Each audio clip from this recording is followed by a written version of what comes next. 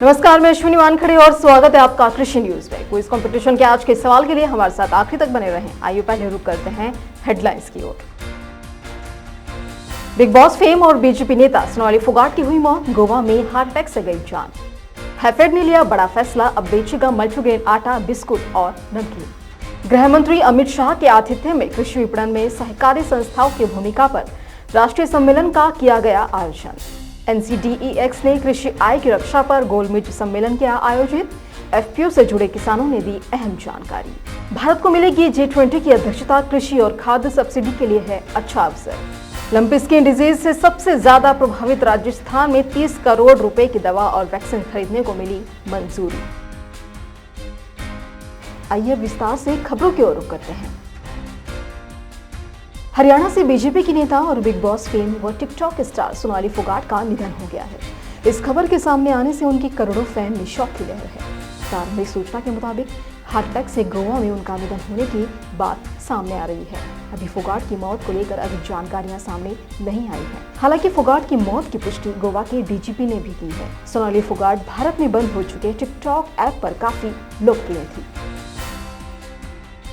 हरियाणा राज्य सहकारी आपूर्ति और विपणन संघ लिमिटेड हैफेड ने अपने उपभोक्ताओं के लिए मल्टीग्रेन आटा, बिस्कुट और नमकीन लॉन्च किया है।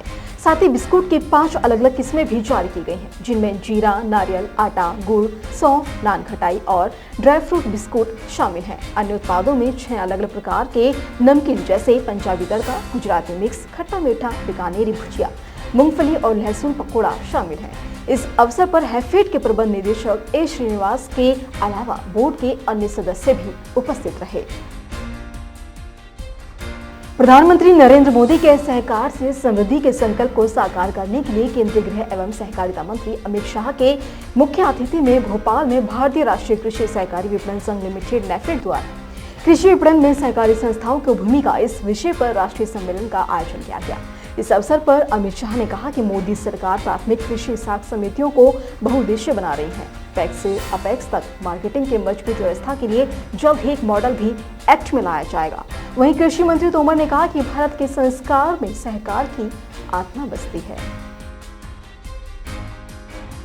NCDEX ने कृषि आय की रक्षा करना और डेरिवेटिव बाजारों की भूमिका और महत्व इस विषय पर इंडिया हैबिटेट सेंटर के हॉल मैग्नोलिया में एक गोलमेज बैठक का आयोजन किया, जहां कई जानी-मानी हस्तियां और किसान मौजूद रहे। कार्यक्रम में मौजूद FPO से जुड़े किसानों ने कृषि जागरण से बातचीत करते हुए बताया कि कैसे डेरिवेटिव बाजार FPO गतिविधियों और कृषि आय को बढ़ावा दे सकता है। अपना FPC 2015 से ही रजिस्टर्ड है, जिसमें 8 से 10 मेंबर अपने शेयर होल्डर हैं। इसके अलावा और 4 से 5 से मेंबर और नए जो शेयर होल्डर अभी नहीं हैं मगर जुड़ गए हैं। अपने सभी शेयर होल्डर अपने से कमोडिटीज अपने हमारे शेयर बेचते हैं हमारे लिए और हमसे इनपुट खरीदते हैं। और दूसरी चीज़ कस्टम RM की सेवाएं हमारे FPO उनके लिए दे रहा है वाजिब रेट पर। हमारे यहाँ की 80 से 85% क्रॉप मस्टर्ड है और शेष में दूसरी फसलें जैसे व्हीट है, खरीफ में बाजरा है, ज्वार है आदि पैदा करते हैं। ये हमारा FPO कामरगांव में काम करता है, कामरगांव के एरिया में काम करता है। हमारे इधर जो मेजर क्रॉप होती है वो सोयाबीन है और चना। और हम पहले सीड में काम करते थे, फिर बाद में हमको सीड में थोड़ा काम करते से हमको दिक्कत ही गई, इसलिए उसके बाद में हमको 2018 से ये इंश्योरेंस का प्लेटफॉर्म मिला। उस पर हमने सोयाबीन और चना एक कमोडिटी बेची है। लेकिन पिछले साल से जैसा कमोडिटी में से जो सोयाबीन है, चना है, वो उस पर बैन लगा है, इसलिए अभी थोड़ी जो हमारा सोयाबीन है, चना है, वो बेचने की हमको थोड़ी दिक्कत जा रही है। दिसंबर में भारत को G20 की अध्यक्षता मिलने वाली है। विशेष तौर पर कृषि और खाद्य सब्सिडी के क्षेत्र में ये भारत के लिए बहुत बड़ा और अच्छा अवसर साबित हो सकता है। कृषि के मुद्दों में एक महत्वपूर्ण विषय सब्सिडी है। विकसित देशों में किसानों को मिलने वाली ज्यादा सब्सिडी उनके कृषि उत्पादों को वैश्विक बाजार में प्रतिस्पर्धक तौर पर ज्यादा सशक्त बनाते हैं और ये देश के लिए विकसित देशों के खिलाफ वैश्विक स्तर पर लंबे समय से जारी विसंगतियों को दूर करने का एक सुनहरा मौका है। लंपी स्किन डिजीज से सबसे ज्यादा प्रभावित राजस्थान राज्य में इससे बचाव वाली दवाओं और वैक्सीन खरीदने के लिए 30 करोड़ रुपए की मंजूरी दे दी गई है। सीएम अशोक गहलोत ने ये मंजूरी दी है। इससे पहले बिना टेंडर के जरूरत की दवाइयां खरीदने जैसे निर्णय किए जा चुके हैं। पशुधन निःशुल्क आरोग्य योजना के अंतर्गत इस रकम को मंजूर किया गया है ताकि गायों में फैली इस बीमारी पर काबू पाया जा सके। इस निर्णय से पशुधन में फैल रही लंपी स्किन डिजीज के बचाव के लिए वैक्सीन एवं औषधियां आवश्यक मात्रा में तथा कम समय में खरीदी जा सकेंगी। देश के किसानों की समस्याओं का समाधान हमेशा से ही कृषि जागरण अपने मंच से करता आया है और इसी कड़ी में कृषि जागरण ने फार्मर द जर्नलिस्ट की शुरुआत की है। इसके तहत किसान अपने क्षेत्र की कृषि से जुड़ी खबरों को कृषि जागरण के माध्यम से देश और दुनिया तक पहुंचाकर एक किसान पत्रकार की भूमिका निभाने का काम कर रहे हैं। और इसी कड़ी में 24 अगस्त को कृषि जागरण की टीम द्वारा FTJ के अंतर्गत मराठी भाषा में ट्रेनिंग सेशन बैच नंबर 14 का आयोजन किया जाएगा। आपको बता दें कि अब तक FTJ से 200 से ज्यादा किसान जुड़ चुके हैं और हमारा यही प्रयास है कि इसी तरह से हम हर राज्य के नए फार्मर से जुड़े और उन्हें जागरूक करें।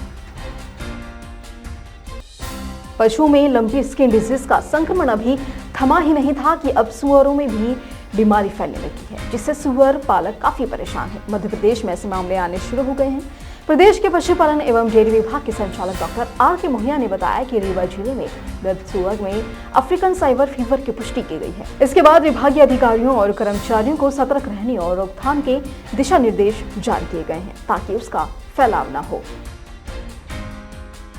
National solar energy federation of India और इंडो जर्मन एनर्जी फोरम दोनों ने साथ मिलकर agri renewables in India a double engine growth strategy इस विषय पर दिल्ली स्थित इंडियन हेरिटेज सेंटर के जूनिपर हॉल में राष्ट्रीय गोलमेज सम्मेलन का आयोजन किया, जहां कृषि जागरण भी मीडिया पार्टनर के तौर पर मौजूद रहा।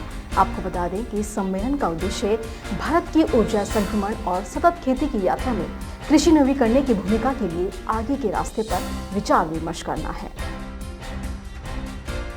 मानसून सीजन के दूसरे फेज में मध्य प्रदेश समेत कई जिलों में झमाझम बारिश हो रही है, तो वहीं मध्य प्रदेश के कई जिलों के लिए रेड अलर्ट भी जारी किया गया है। मौसम विभाग के अनुसार मध्य प्रदेश के अलावा हिमाचल प्रदेश, महाराष्ट्र, झारखंड जैसे राज्यों में भी तेज बारिश के आसार हैं।